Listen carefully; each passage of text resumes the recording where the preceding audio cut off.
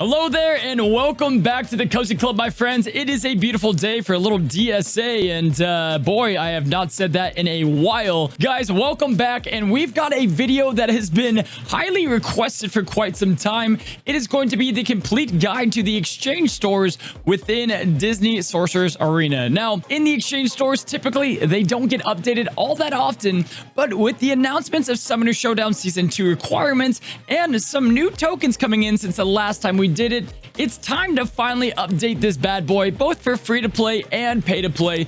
It's important you know exactly what to use your currency on, when to hoard it, when to use it, and everything in between. So we're gonna go ahead and get started with today's video, but before we do, we've got the question of the day, which is going to be, before watching and finishing this video, which item do you consistently find yourself farming from an exchange store? Whether it's the club exchange or the tournament exchange, comment down below. What do you always seem just to be out of all of the dang time? Okay, my friends, well, here we are. We are at the exchange store tab, and as you guys can see, all of the different tabs that you guys can access. We're going to go through each and every store, and I'm going to give you guys my recommendations. Now, starting with the premium exchange, this will be the one store we're going to skip, as I have a new updated guide on how to whale coming pretty soon. If you do find yourself as a spender or a kraken or a megalodon, even whatever oceanic, creature you identify with, I'm going to have a guide on how to best spend in DSA, and that'll be a separate video covering the premium exchange.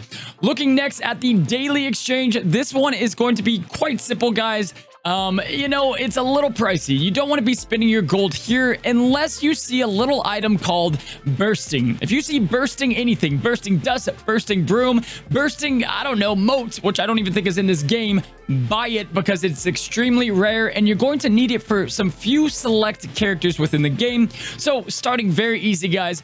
Daily exchange, you want to go for the bursting items if you see it, and every now and then you can come in here and cap off a gear piece that you might need, but for the most part, it's not going to be worth the gold as it's extremely limited in the game and you don't want to be using it within this store. Moving on over to the next tab, we've got the club exchange, and this is going to be a very, very important exchange to make sure that you are farming the right stuff here, guys. This used to be pretty dang easy to recommend. Go get Kristoff or Elsa and then ignore most of the other characters. However, with the newest update to Summoners Showdown Season 2, they are letting us know that every single character requirement is going to be Gear 3, and it's going to be Star Level 3. So, if you're free to play or you're a newer player and you have not farmed this store up, guys, I'm going to recommend go ahead and 3-star these characters so that you ensure that you have them for the Summoner Showdown. We have already seen Baloo, Jack Sparrow in the Showdown, and Hopper. And on top of that, we're probably going to be seeing some more. Sully is coming with the next one, and it's just a good idea to get these guys to 3 stars. Now, I'm going to say you're going to want to go ahead and, for characters, guys, pretty easy. Kristoff, again, will be that recommendation to unlock Elsa. But outside of that, guys, this is a solid base with Jack Sparrow ticking off both Oceanic and Adventure faction boxes as well. He's also a very solid farm. Now, Cozy Club, typically outside of the characters that we just covered, you exclusively want to farm gear. But with the addition to Summoner Showdown, we have these new stamina potions that are going to be a must farm if you're a free-to-play player and want to enjoy the new game mode, because here and in the tournament exchange are going to be the main ways to be able to collect these potions. Now, not only do you want to farm these in between each and every showdown, but more importantly, as we're in between these different seasons, you really want to focus on grabbing as many of these as you can with each and every refresh so that you don't have to spend gems to climb high, get those milestones, and climb that Summoner Showdown leaderboard, and more importantly, play the game mode as long as you can. All right, now moving on to what mainly you're going to see a common theme in a lot of these guides are going to be with the exchange stores, and that is going to be farming gear. Guys, gear within Disney Sorcerer's Arena can be very finicky and weird because you're going to get a lot of some gear and then other gear is going to be near impossible to find. Now, definitely, guys, when you're in the early game and kind of in that early mid range, you're going to want to go after brooms and dust. They're an absolute must. I am spitting rhymes here for no reason, but definitely a great place to farm these and definitely a solid use of your club exchange. Getting the brooms and the dust is going to line up with your current characters And if you guys are trying to get a lot of characters to tier 3 for the Summoner Showdown, this is going to be some strong tier 3 gear here. So if you're later in the game and you're just trying to farm up those early characters again, this is where you're going to grab them. As you make your way to mid and late game, this is a great place for extracts as well. Droplets are solid here. You definitely want to go after more of those attack and health droplets, as wispy droplets, and some of those are always used in all of the characters. You can get gear 6 here as well.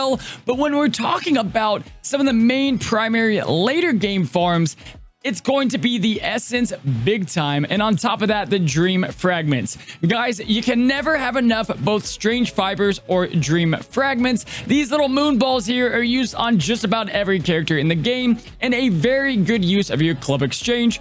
As far as the T7 gear, I typically don't farm it a ton here unless I'm finishing off something. But if you did want to have advice for a T7 gear, Downtown Hero is going to be the way to go, as there's so many Downtown Heroes in this game and you can never have enough because so many of them are vital.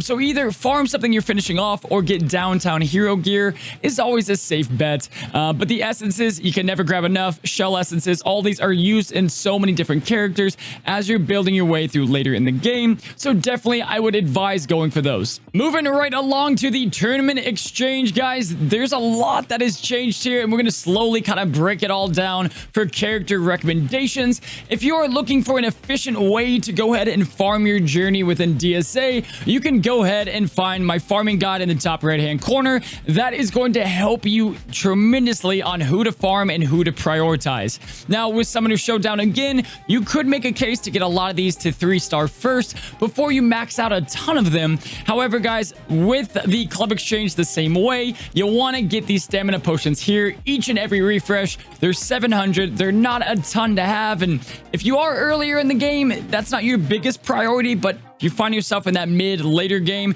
definitely grab as many stamina potions as possible. You can never have enough, and you're always going to need them for the future Summoner Showdowns.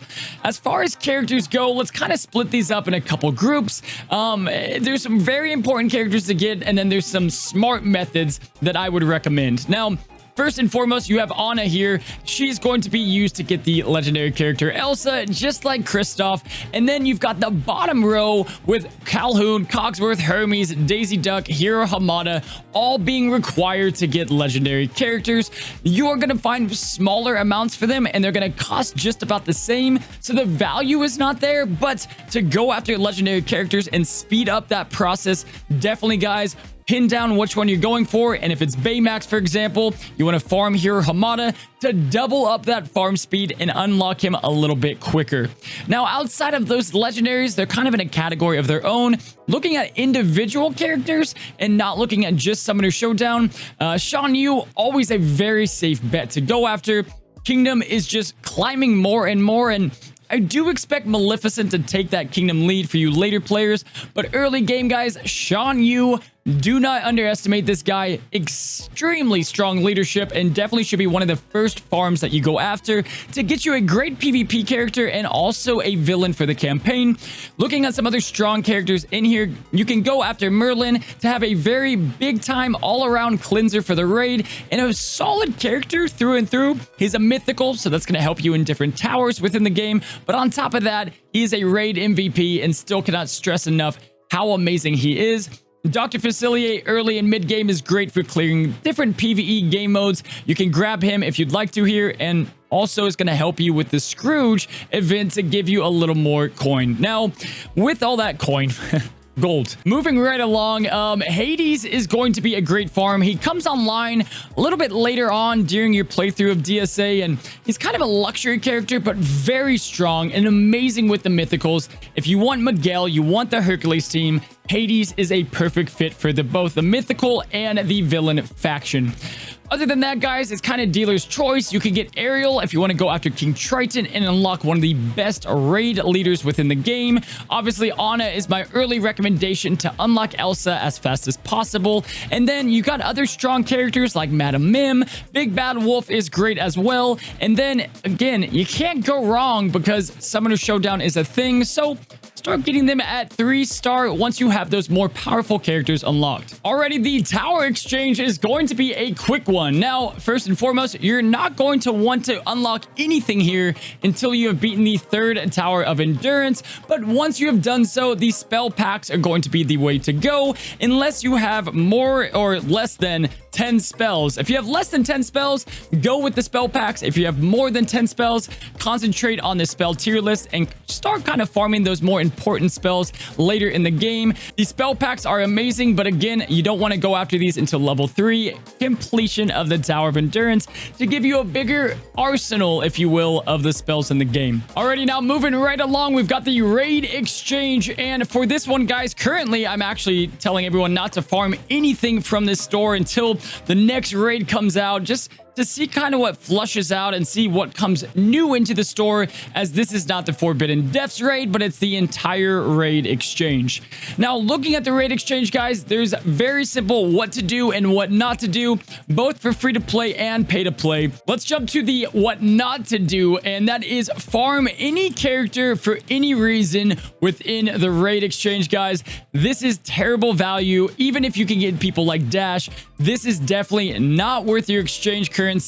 Horn King coming in at the most ludicrous offer within the game. You don't need to get any characters from here. The value just does not make sense. Now, if you're free to play and you're trying to get more and more T7 gear, this is a great place to grab them all. Some have better value than others, so focus on grabbing that T7 gear and stock up that arsenal of all the T7 gear that you need.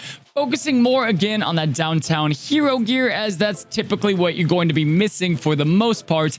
But with every single raid completion comes a randomizer of what you receive, and so fill the gaps of what you're missing the most. Now, for free to play, once you get closer and closer to T8, and for pay to play, once you are already there, that is when you want to focus on the T8 finishers here, which are definitely going to be a very great value to finish off, bring that character from T7 up to that next threshold, and that's when you'll want to start unlocking this. However, you should be getting a majority of this once you complete the higher tiers within the raid, so you'll kind of mix and match what you need to finish off characters in the pacing of your farming. Looking at the Summoner Stone exchange here, guys, this one is very easy. You want to just be grabbing these stones. Mainly the Topaz stones is what you want to aim after.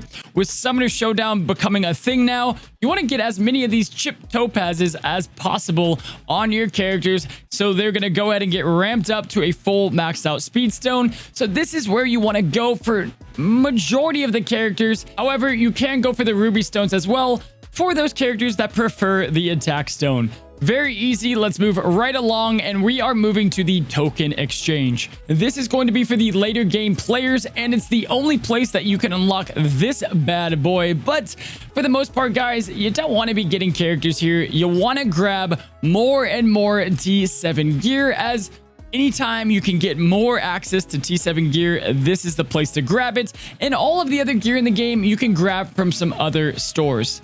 Let's continue to move right along, because that is very easy. Get the T7 gear from the token exchange.